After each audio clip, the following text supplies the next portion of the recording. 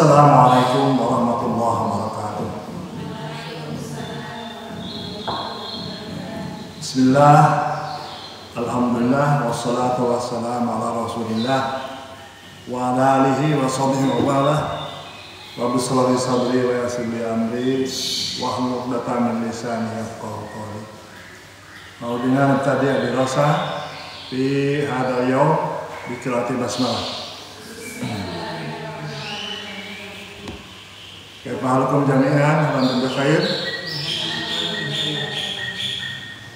Baik, al-an naqra sawiyan as-safah al-ula wa 20 al-wahidah wa 20 halaman 21 ya. Khatimah.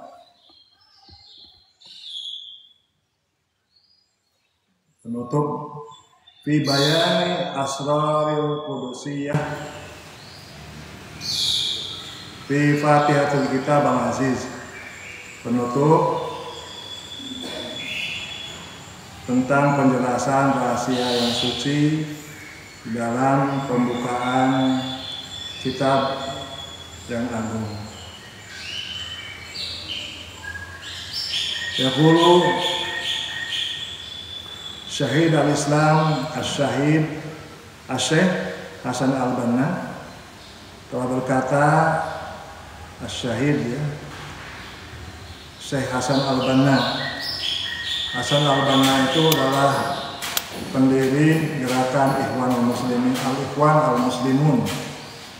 Banyak di kita tuh membacanya Ikhwanul Muslimin, tapi sebetulnya kan Al-Ikhwan Al-Muslimun. Di Mesir, dia kelahiran Mesir dan konon umur 12 tahun. Dia kelahiran tahun 1906. Pada umur 12 tahun dia sudah hafal separuh Al-Quran dan 14 tahun hafal seluruh Al-Quran. Jadi memang ya di Mesir itu ya tidak aneh ya anak-anak kecil yang hafal Quran. Malah aneh itu kalau ada anak besar, orang besar belum hafal Quran. Aneh misalnya. Karena kan memang terutama yang sekolahnya di Al-Azhar ya, dari mulai ibtidaiyahnya sanawiyah, aliyah, selesai aliyah itu ya 30 dihafal. Jadi sudah biasa di sana. Sehingga waktu pas saya kuliah di sana, saya tuh hanya kewajiban menghafal juz keempat lan taludil wahatatum fikum mimatuhibun itu kan al-ayat. Tapi kalau orang Mesir itu adalah satu Quran untuk LC itu. Jadi mereka yang diterima biasa aja karena memang sudah umumnya sudah hafal. Jadi SLA itu sudah hafal. Itulah ya. Jadi Hasan Al-Banna disebutkan umur 14 tahun. Itu 14 tahun sudah hafal Al-Quran dan dia kuliah di Darul Ulum disebutkannya. Saya sendiri dulu waktu di Mesir itu merangkap kuliah itu di Al-Azhar dan Darul Ulum. Nah itu kan.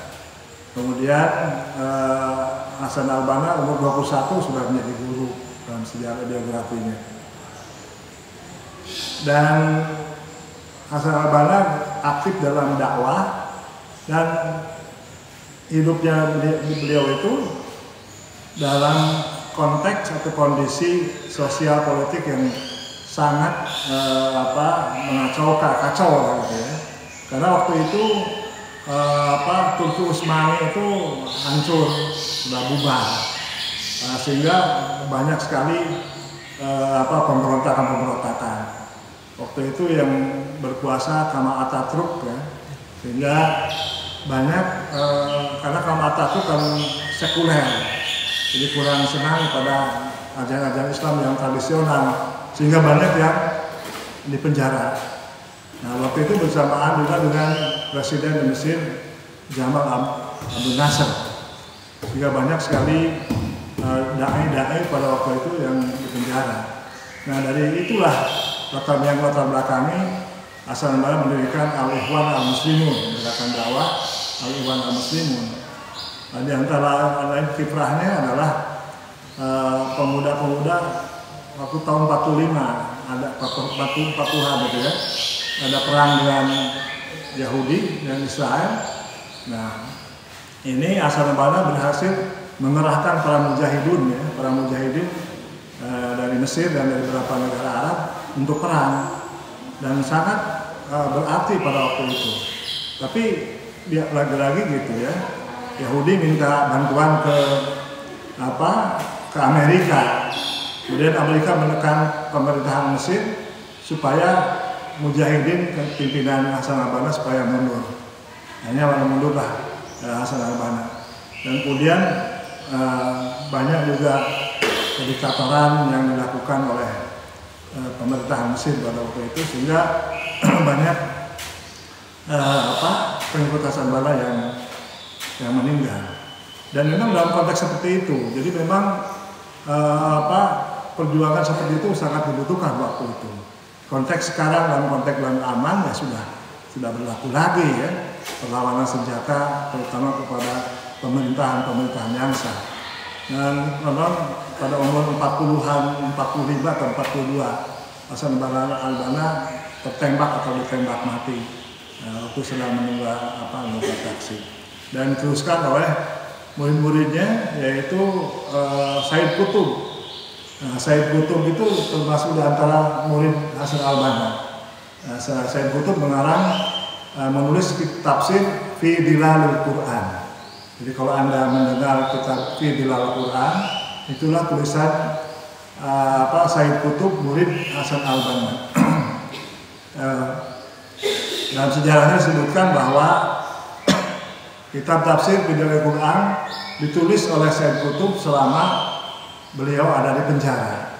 Nah, jadi banyak, termasuk yang pemberontakan yang membunuh Anwar Sadat ya, itu pada tahun berapa, 79-an kalau nggak salah. Waktu itu saya di Mesir, tapi waktu pas pembunuhan itu saya sedang ibadah haji, sedang di Arafah. Nah itu ya, ada pawai hari ulang tahun kemenangan peperangan Mesir dengan Israel, kalau nggak salah 10 Oktober untuk Bapak itu. Nah, itu ada pawai tentara ya, angkatan bersenjata lah gitu. Dan itu sudah lucu, tidak boleh bawa peluru. Tapi ternyata ada yang lolos ya, salah seorang dari pengikut dari Ikhwan Muslimin yang bawa senjata langsung Anwar Sadat dibunuh di acara itu.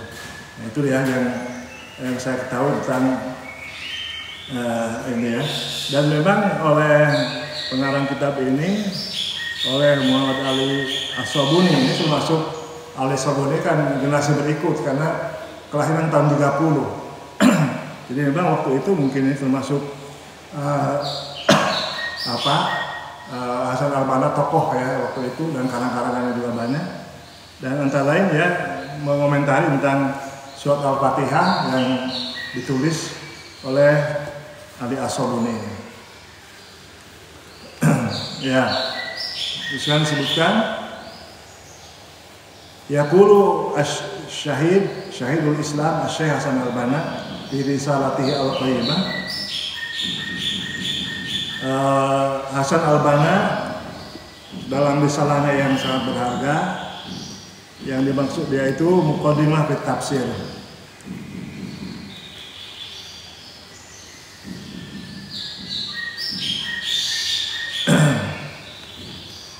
Muqaddimah fi Tafsir mengatakan mana sahu sebagaimana dalam teksnya itu, la syakka anna man tadabbara al-Fatihah al-Karimah, sudah tidak ada lagi barang siapa yang memikirkan surat Al-Fatihah Al-Karimah, Fatihah yang mulia. Tadabbaro ya, tadabbaro banyak yang memikirkan dalam bahasa Arab itu tadabbaro, ada ta'aqqala sampai tafakkaro ya. Itu dalam segi etimologi, tadabbaro kan dari dabaro, dari dubur, maaf ya, bagian belakang manusia. Jadi tadabbaro itu memikirkan efek atau ataupun tinjauan dari belakang. Maksudnya tinjauan secara keseluruhan terhadap barok, memikirkan setelah efeknya, setelah berikutnya. Nah itu ya. Ada lagi dalam Al-Quran itu sebenarnya ta'akola. Kalau ta'akola itu dari akola igal. Dalam bahasa Arab itu igal. Nah itu kan Anda tahu ya, di Mesir, di Saudi itu yang pakai sorban itu kan pakai igal. Igal itu tali. Jadi ta'akola itu takkilun gitu kan dalam Al-Quran itu memikirkan suatu kejadian fenomena itu secara kait mengait. Nah itu kan alakum takkilun itu kait mengait. Ini kaitannya dengan apa ini? Nah, jadi ini sangat penting sekali kita yang mempelajari bahasa Arab dihubungkan secara etimologi dan penggunaannya seperti apa. Nah itu ya, sehingga bisa dipahami pemaknaannya. Disebutkan di sini la syakka anna man tadabbara al-Fatihah al-Karimah ra'a min ghazaratil ba'ani wa jamaliha. Berpendapat ghazarah katsirah, ya, makna yang banyak dan keindahannya, ya. Keindahan ayat-ayat Al-Quran itu.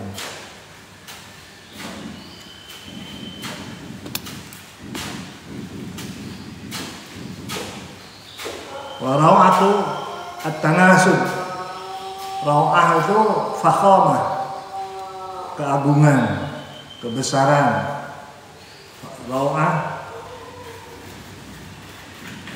Raw'atu at-tanasub wa jalaluhu, dan keagungannya. At-tanasub. At-tanasub itu saling kait mengait. Di dalam ulumul Quran itu ada ilmu munasabah.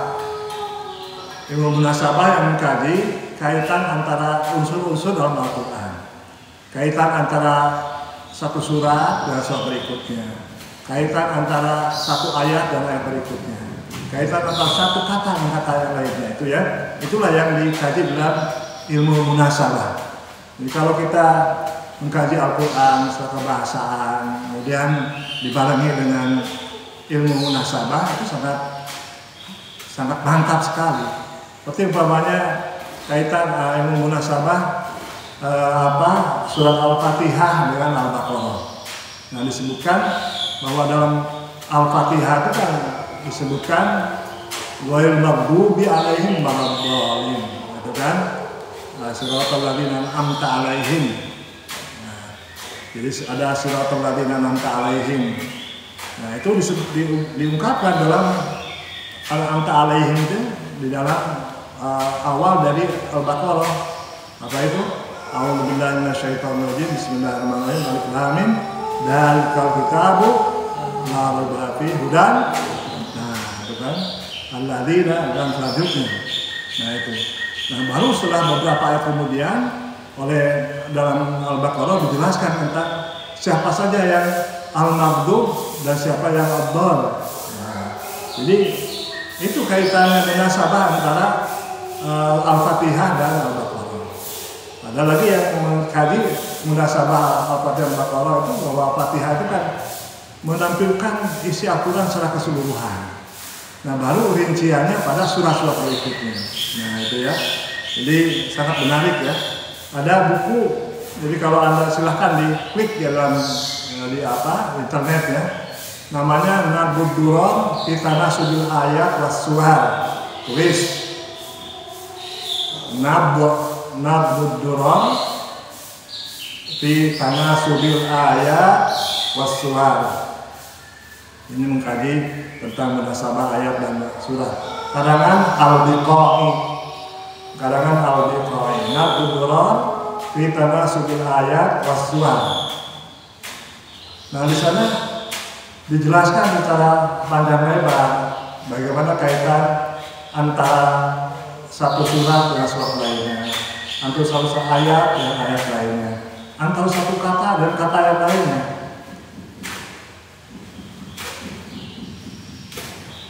Pokoknya ya ini sebagai awalan aja. Nanti kita jika ada waktu kita coba buka ya. kitab Nadbud Duror di tanah sumber ayat Rasulullah karangan Al-Liqai. Bawahnya ada ayat Al-Quran, A'udzubillahi minasyaitonirrajim. Afala yang dulu ilal ibili kaifa khuliqat, terus wa ilas samai kaifa rufi'at, wa ilal jibali kaifa nusibat, wa ilal ardi kaifa sutihat. Nah ini ya. Jadi ini munasabah. Jadi dalam munasabah antara lain seperti Al-Liqai jelaskan tentang ayat ini, ya, bahwa ayat ini berkaitan dengan kehidupan nomaden. Nah, jadi kan seperti ujung-ujung dalam Al-Quran, apalagi dulu yang diberikan bahwa kalau tidak lihat bagaimana unta itu diciptakan. Nah itu kan, loh kenapa kok unta tidak kuda atau apa? Nah ini karena dalam konteksnya konteks nomaden. Nomaden itu yang berpindah dari satu tempat ke tempat lainnya. Di mana ada yang subur, dia tinggal di sana. Kalau sudah gersang, pindah lagi cari yang subur. Nah, alat transportasi yang cocok dalam keadaan seperti ini adalah unta. Jadi unta itu kan bisa minum beberapa sumur ya, diminum, dan itu bisa untuk perjalanan yang cukup jauh sampai ratusan kilo. Dan menemukan minum lagi sudah cukup. Dan lagi kakinya kan sangat kuat. Nggak pernah ada diceritakan ganti kaki itu enggak ya. Nah ini apa ibn Kaifa Khuliqat. Kita hanya sampai sana aja. Ternyata kalau kita lihat di di koran atau di internet, di Amerika tuh beberapa tahun yang lalu ya sudah ceritakan ada penelitian terhadap kaki unta, mengandung unsur apa di kaki unta itu, sehingga bisa untuk pakai perjalanan jauh. Nah sudah ditemukan unsur-unsur kimia yang ada di sana diterapkan untuk membuat ban mobil. Itu ya. Kita kan cuma apalagi di Kaifa Khuliqat hanya menciptakan aja itu sampai sana. Kelanjutan dari itu kan sampai memproduk ban mobil dari unsur-unsur yang dari unta itu tidak ditemukan oleh kita. Nah ini sebetulnya dalam Al-Quran banyak sekali inspirasi seperti ini yang kalau dikembangkan sesuai dengan kemajuan teknologi sekarang. Jadi hanya memang dari dulu kan belum ada yang mencoba membuktikan. Ya. Banyak ya kalau kita Ijazul Quran al-Ilmi itu banyak disampaikan hal-hal yang seperti itu. Bagaimana tin dan zaitun itu bisa menyembuhkan, menghilangkan orang dari sifat-sifat kepikunan. Dan itu kan ada penelitian lagi ya ditemukan oleh Jepang ya tanpa melihat Al-Quran, ternyata dari penelitian beberapa hewan ataupun buah-buahan ya ternyata ditemukan adalah tin dan zaitun yang bisa menyembuhkan orang dari kepikunan atau mengurangi orang kepikunan. Hanya akhirnya komposisinya tin berapa, zaitun berapa, bukan? Nah itu dulu pernah di khutbah saya pernah saya sampaikan. Akhirnya ada hafid seorang dokter dari Mesir yang menyampaikan, dia mengemukakan bahwa tin dalam Al-Quran disebutkan sekian kali, zaitun sekian kali. Nah itu kan, zaitun berapa yang satu kali itu ya. Nah itu komposisi itu disampaikan, kemudian dipraktekkan di labnya di Jepang dan dibuktikan benar itu ya ta'athar robi ya, berpengaruh, ada efek dari obat itu. Dan konon katanya para laboran di sana itu langsung masuk Islam. Nah ini jadi hal-hal yang seperti inilah kita kan ya orang bahasa baru sampai mengenal tentang keagungan aspek balaghahnya. Nah, kita harusnya kerjasama dengan orang-orang ahli dalam bidangnya ya, sehingga bisa ditemukan inspirasi yang ada dari Al-Quran itu bisa dipraktekkan dalam kehidupan sehari-hari. Ya, jadi tentang tanasub tadi ya. Jadi tadi baru apalah juga ini Kaifa Khuliqat. Nah, jadi kenapa yang disebutkan itu ibil? Nah, tidak tadi ya. kuda atau apa tadi ya. Jadi ibil itu sesuai dengan kepribadian orang-orang nomaden yang cukup malas. Nah, maunya kan tinggal pergi gitu ya. Dan yang paling ringan untuk dipelihara itu adalah ibil daripada unta. Nah itu kan, jadi nggak usah dimandiin, langsung aja dipakai. Malah konon dalam ada Philip Kahiti di dalam bukunya di Arab diceritakan bahwasanya orang Arab tempo dulu ya, kalau ada peperangan atau kan banyak debu-debu itu kan. Nah debu-debu itu kan kepala itu sangat mengotori sekali. Nah kemudian apa yang menjadikan sampo? Nah sebutkan dalam Philip Kahiti itu yang dijadikan sampo itu adalah, maaf ya, kencingnya unta itu. Nah kalau nggak percaya bisa coba ya. Kencing unta dipakai sampo untuk membersihkan rambut. Nah itu ya. Jadi memang banyak gunanya sehingga para nomaden memilihnya unta ya. Nah, itu ya. Jadi inilah konteks Al-Biqai menjelaskan tentang konteksnya. Jadi kalau sudah ditemukan unta kemudian ingin tahu mana yang daerah yang subur, orang-orang nomaden sudah bisa tahu dengan melihat ke atas, yaitu melihat letak bintang. Nah nanti dari bintang itu bisa mengarahkan mana yang subur, daerah subur dan yang tidak. Makanya wa ilas sama'i kaifa rufi'at. Nah, wa ilas sama'i kaifa rufi'at. Ya kalaupun ya dengarkan, kalau boleh catat ya. Sama'i kaifa rufi'at. Nah, kalau isi pengajian kan lumayan, itu bisa durasi berapa? 10 menit ya.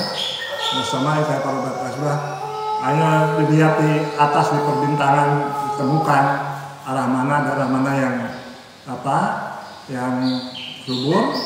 Nah kemudian ditemukan, maka carilah tempat perlindungan, tempat menginap, tempat tidur dan sebagainya. Nah tempat tidurnya orang-orang Arab nomaden adalah di pinggiran gunung, di gua-gua. Makanya wa ila jibali kaifa nusibat. Nah gitu kan. Nah lalu kemudian setelah itu orang Arab kan bercocok tanam gitu kan. Sudah menghasilkan dan ternyata sudah gersang lagi, tidak subur lagi, maka mereka mencari lagi tempat lain yang subur. Wa ila ardi kaifa sutihat. Nah, gitu kan. Jadi ilmu munasabah itu juga di samping untuk mengkaji korelasi hubungan antara satu bagian dan bagian yang lainnya, juga untuk membantu untuk menghafal Al-Quran. Coba kan, kalau kita tahu ceritanya seperti tadi gitu kan tidak bingung. Dari ayat itu kan sangat membingungkan kalau kita kurang jeli ya. Apa dulu ada berita holikot mana ya? Lalu pesatihak kemana? Nah itu kan. Tapi kan tadi narasinya kan sudah kita ketahui urutannya, kronologinya. Nah, itu kan ibil, begitu lihat ke atas. Nah lihat mana untuk yang subur dan tidak. Nah kemudian setelah ada subur, cari penginapan tempat tinggal. Nah, di gunung-gunung sudah tandus lagi, sudah gersang lagi, cari lagi tempat lain. Nah, jadi apalah yang dulu ada ibli kaifa khuliqat, wa ilas samai kaifa rufi'at, wa ilal jibali kaifa nusibat, wa ilal ardi kaifa sutihat. Nah jadi ilmu munasabah itu banyak manfaatnya. Tadi membantu yang tahkim. Kemudian juga ilmu munasabah bisa membantah tuduhan-tuduhan para orientalis yang mengatakan bahwa Al-Quran itu tidak sistematis. Sedang menerangkan iman kepada Allah, tahu-tahu menceritakan tentang berbuat baik kepada fakir miskin, gitu kan. Jadi tidak linear seperti gitu kan. Nah, dengan munasabah itu bisa dilihat kaitan kenapa kok kesini, kenapa, gitu ya. Jadi itu ilmu munasabah sangat membantu sekali. Ya ini dalam Al-Fatihah itu sangat jelas tentang tanasub antara satu ayat dan ayat lainnya. Sebagaimana tempo lalu telah dijelaskan. Kemudian ma ya'khudhu bilubbihi wa yudhi'u jawaniba qalbihi.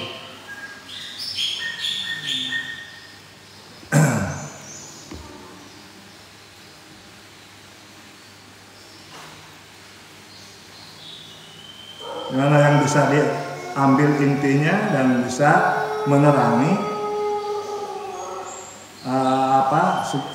semua sisi hati. Bahwa yang tadi dzakiran talian dimulai dengan menyebutkan secara berturut-turut mutayamminan bismillah ta'ala.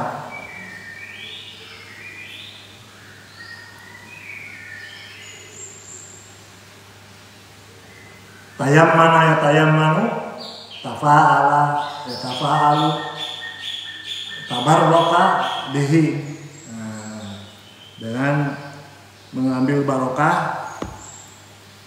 nama Allah. Al-mausuf birrahmah, yang disifati dengan kasih sayang.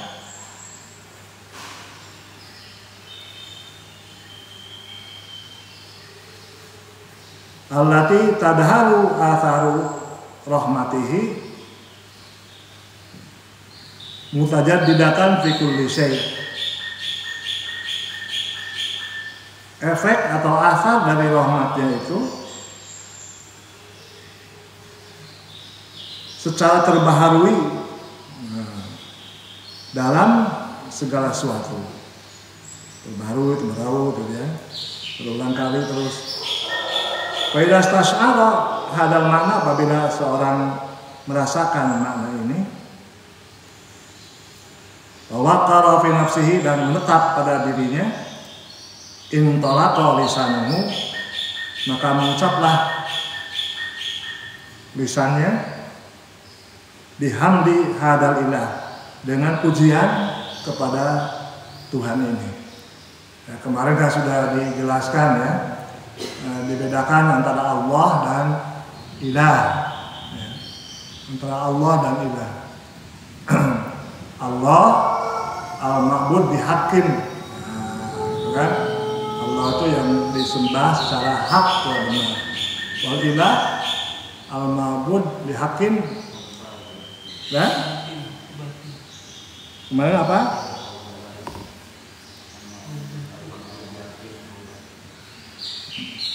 Ya Allah al-ma'bud bihaqqin.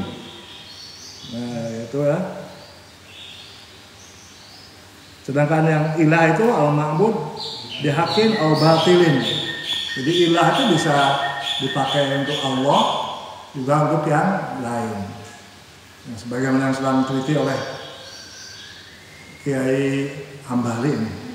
Nah, Malikin Nas, Ilahin Nas. Nah, hebat. Kenapa di sana ada Malikin Nas, ada Ilahin Nas, Rabbin Nas? Nah, itu apa perbedaannya? Harus dibuka itu, terus dibongkar itu maknanya. Nah, wa atharuhu fit tarbiyah, apa itu? Berat ya.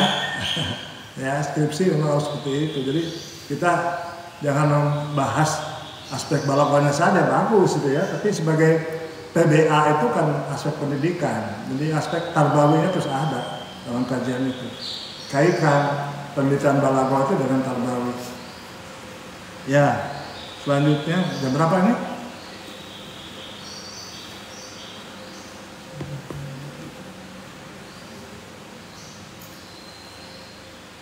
Yang 2 jam.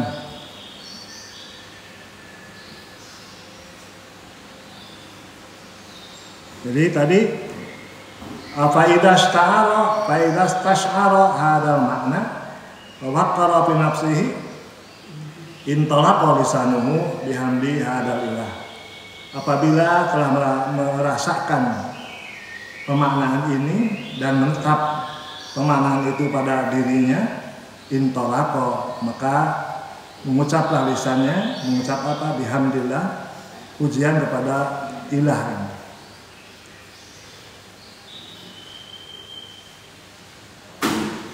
Ar-Rahman Ar-Rahim, Boris sudah dijelaskan ya, antara Ar-Rahman, antara Ar-Rahim. Wadakarahu alhamda bi'adimi ni'amihi wa karimi fadlihi. Dan disebutkan alhamda yaitu dengan makna nikmatnya yang besar dan kemuliaannya kefadilahnya yang mulia.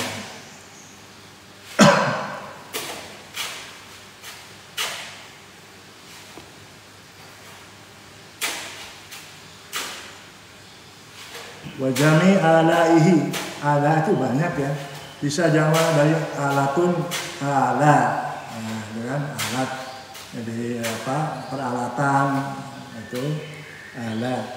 Tapi ala juga bisa mana ni'am katsirah. Nah, ni'am katsirah. Wajami alaihi, nikmat yang indah.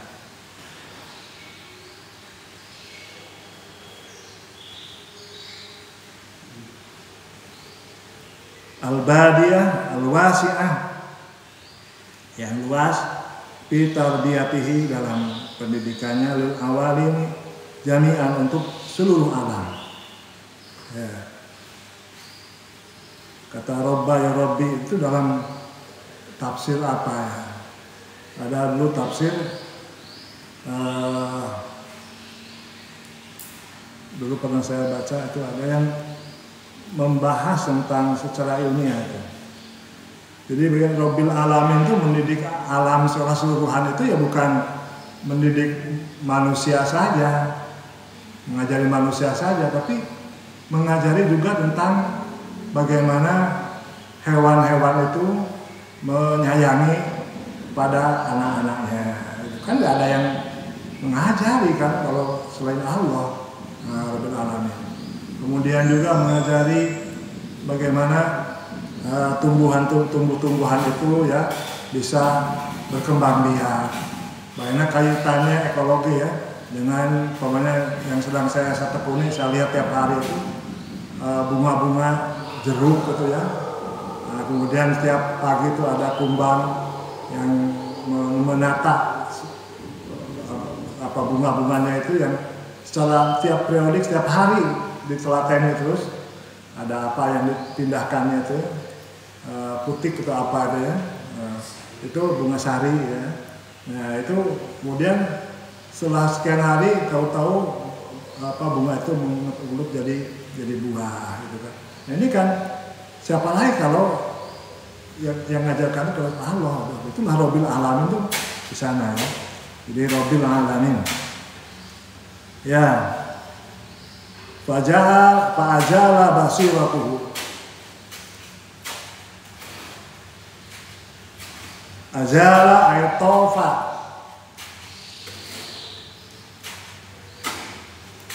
pandangannya mengelilingi bihadal muhit, dalam lautan ini yang tidak berpantai, la sahilalahu, yang tidak ada pantainya. Tsumma tadzakkara menjadi, kemudian mengulangi lagi menjadi, lagi ya. Ada menjadi, kalau lagi itu lagi itu bisa menjadi, atau lagi itu ada yang udu. Nah, umpamanya saya tidak mencintaimu lagi. Itu dalam bahasa Arab, lam a'ud uhibbuka. Tulis itu di Asyifa nih, kalau ada kawan-kawan di depan nyuratin dari mereka ya. Nah dulu pernah nyambung, sekarang ogah lah ada yang lebih baik dari itu. Nah dijawab lam a'ud uhibbuka, saya sudah tidak mencintai lagi. Jadi ada yang lam a'ud lagi gitu ya, lam a'ud uhibbuka. Jadi nggak usah ana lauhibbuka marotan sania, enggak. Tapi ya bahasa digontol ya seperti itu ya bahasa Arabnya. Bahasa Arab sudah dengan pakai bahasa Indonesia. Nah, itu kan. Lamada, nggak apa-apa. Lam yajlis, apa lam yajlis, tidak jelas. Lam yajlis. Segera tidak duduk. Kau luka lam yajlis. Apa lam yajlis? Itu tidak jelas. Itu ya untuk main-mainan, tapi itu akhirnya jadi dialek Gontor tuh ya, seperti itu. Dan jadi penelitian, ada kawan ambil S3 itu meneliti tentang dialek Gontor seperti itu. Nah itu ya. Ya, menjadi mana tadi? Anna hadhihi ni'amah al-jazila wa tarbiyah al-jalilah laysat min rabbatin wala rahmatin walakinaha antafaddulin wa rahmatin. Bahwasanya nikmat-nikmat yang banyak al-jazilah al-kathirah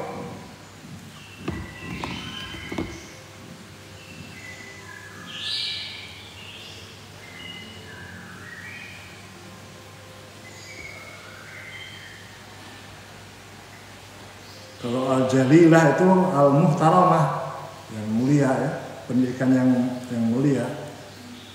Tidak dasarkan karena senang atau tidak senang, tetapi karena karunia atau karena kemuliaan dan kasih sayangnya. Fanataqa lisanuhu, maka Al-Quran mengucapkan untuk kedua kalinya Ar-Rahman Ar-Rahim.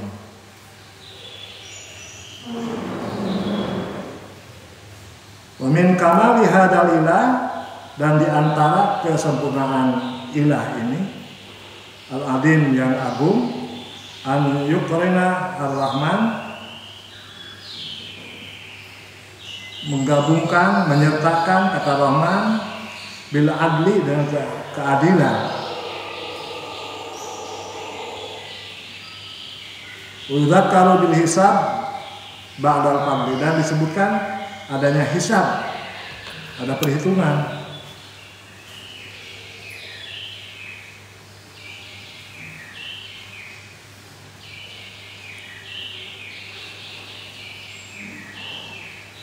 Bahwa ba'dal fadli, setelah keutamaan tadi.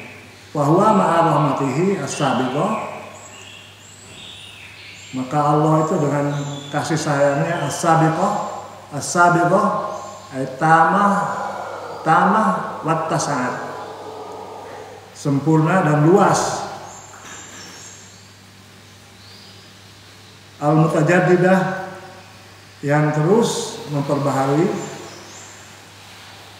Sayudinu ibadahu sayahkumu, ada yudinu hakama yahkumu, akan berikan hukuman kepada hambanya. Wa yuhasibu khalqahu yaumaddin, dan akan menghisab, memperhitungkan makhluknya pada yaumuddin, pada yaumul qiyamah. Ya, itu saja ya. Ini kelihatannya sudah kumpul semua nih, atau masih ada yang belum ini ya. Yang jelas yang sekarang udah berkurang ya. Satu, siapa? Pipih ya. Nah, kemarin saya tadinya mau hadir acara pernikahannya, tapi ya ada halangan sehingga tidak bisa hadir. Siapa yang akan menyusul Pipih berikutnya? Kang Hambali belum katanya, katanya baru Minang. Tapi boleh Kang Hambali cari yang di belakang museum Pipihnya.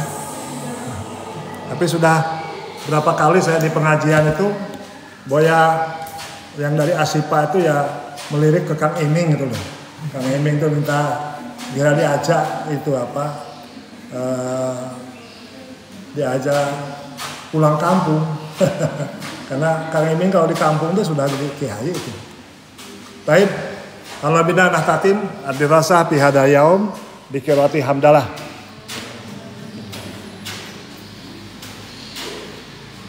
Assalamualaikum warahmatullahi wabarakatuh.